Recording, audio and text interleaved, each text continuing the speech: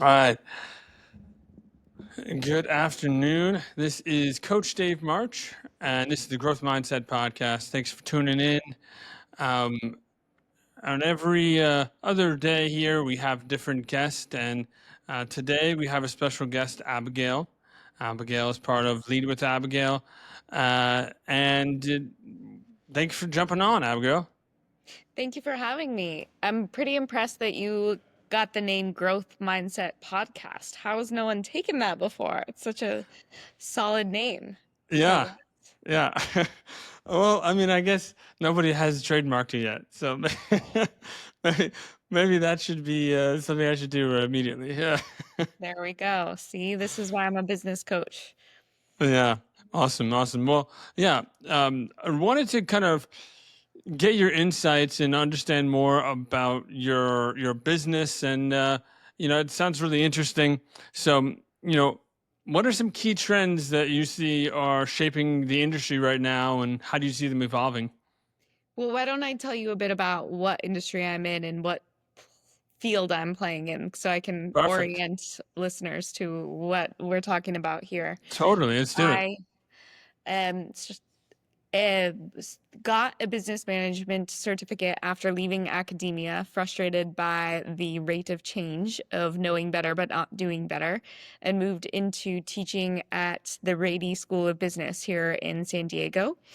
And so I've been coaching and mentoring entrepreneurs since 2017. First, it was military veteran entrepreneurs transitioning from service into industry and running businesses, and then now is working at the Scripps Institute of Oceanography, getting technology from the ocean and for the ocean to market and helping them productize, commercialize, and make money to help save the planet. And that is the background, always the background hum of my work. It's part of a bigger initiative called The Basement at UCSD, where I also volunteer to judge pitch competitions, and I get a lot of access to innovation and new thinking, new ideas by staying connected. So that's actually where I do actually know a lot about the emerging trends and technologies and ways of thinking that are helping to shape the industries, particularly in biotech and life sciences, which is what is the specialty here in San Diego.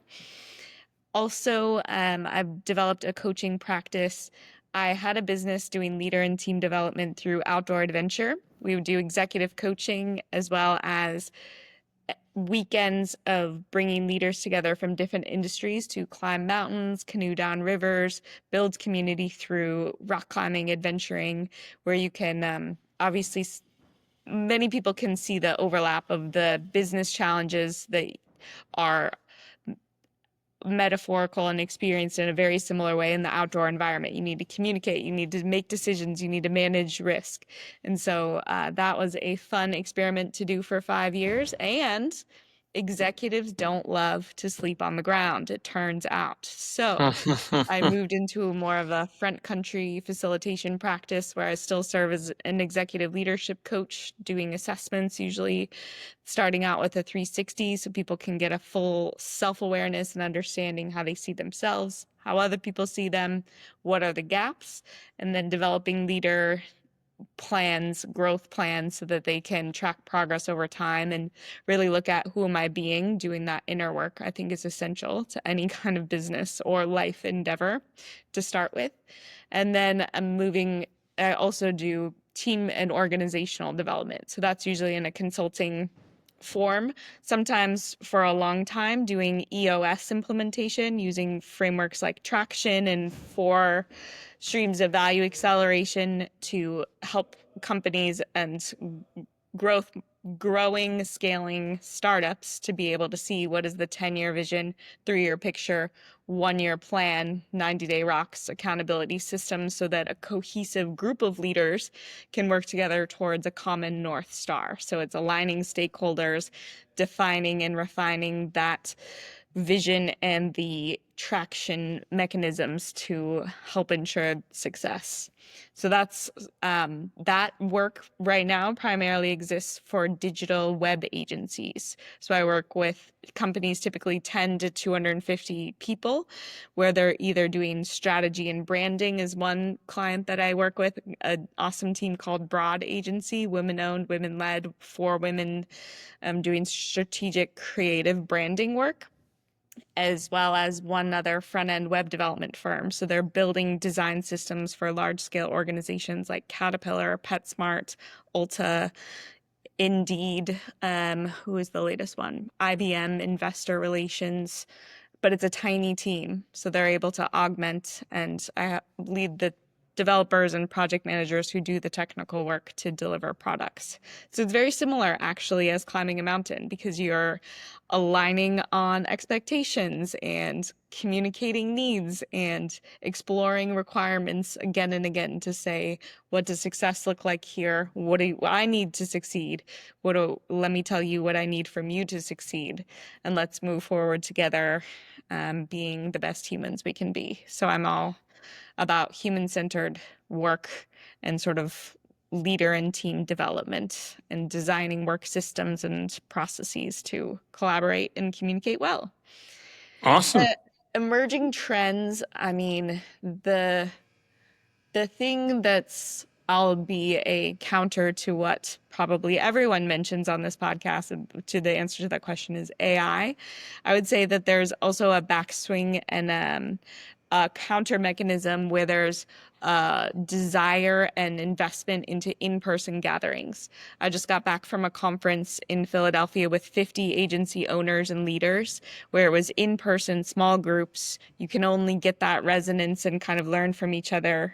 Some things can only be communicated in person. So I think there's a desire for kickoff meetings with new partnerships and new people who are working together for the first time to invest in getting together either on a regular basis or at least once to sort of counteract the forces of all of the digital, remote, global trends that are also accompanying us. But I appreciate the work of that we're moving back to, and some of that just real world, in person, small talk, one to one. That's where the real Yeah. work happens, No, in my the opinion. virtual reality stuff is getting a little crazy, right? It's like now Yeah. we're just getting more and more into the remote world. We got the metaverse. We got so much now, and people, I should say people, kids are growing up in a completely different way than I think I did, or maybe even you did, where we would just go outside and we would go into actual the ground and actual woods, like you're saying. Now it's like because of all technology that's out there, it's like virtual woods.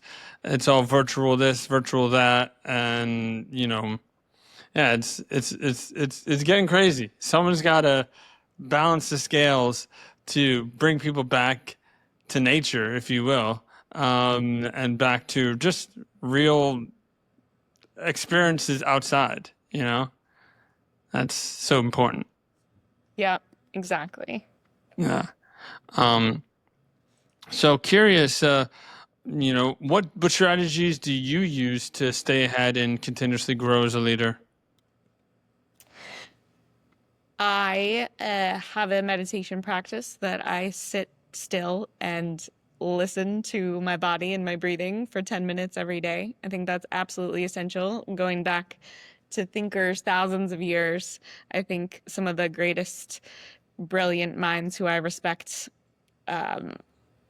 throughout time. I'm thinking of Marcus Aurelius. I've been reading the 365 Days of Stoicism. It's called something like that, daily, by Ryan Holiday, well known in that regard, revisiting that body of work. And anyhow, I have a long-standing deep practice of meditation, and I go on a silent retreat every year as well. So that's coming up with my longtime yoga and Buddhist and contemporary dance teacher, who sort of blends these methodologies and brings us back to thousands of years old human traditions that I think is really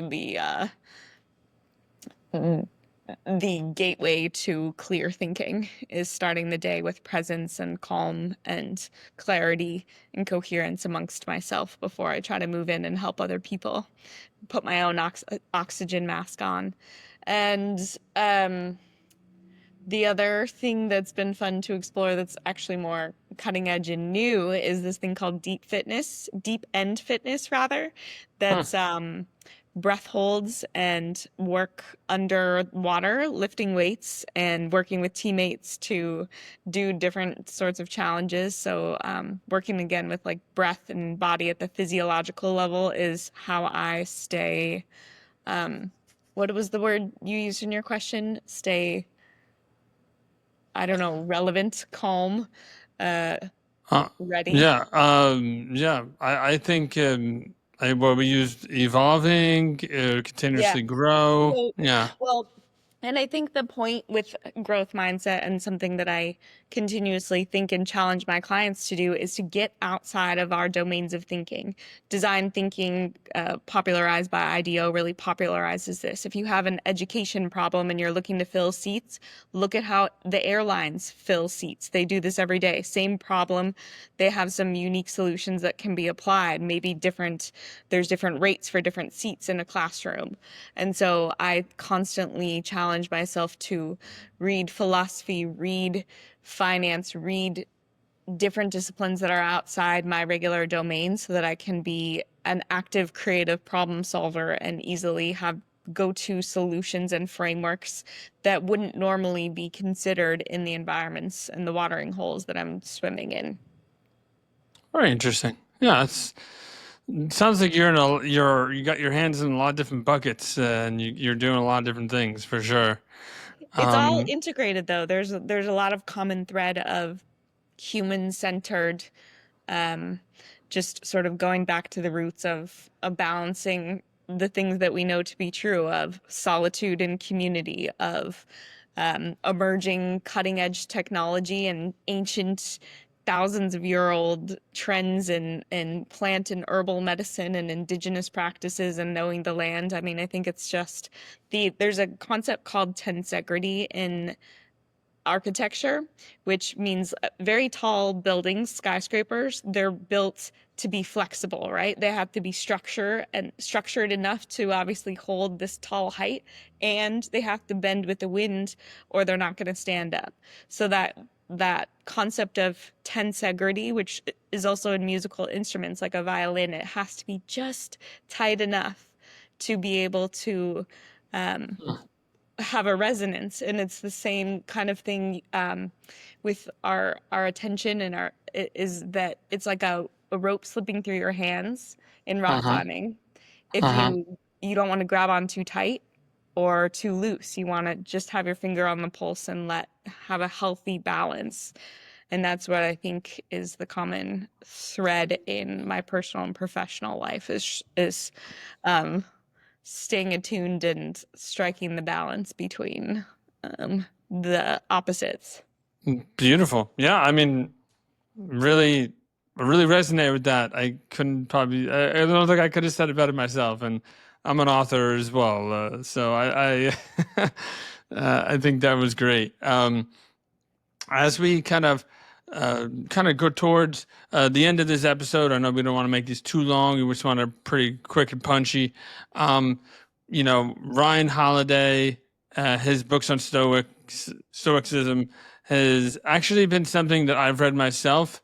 Um, are there any other like leadership books or personal growth books which you recommend to the audience?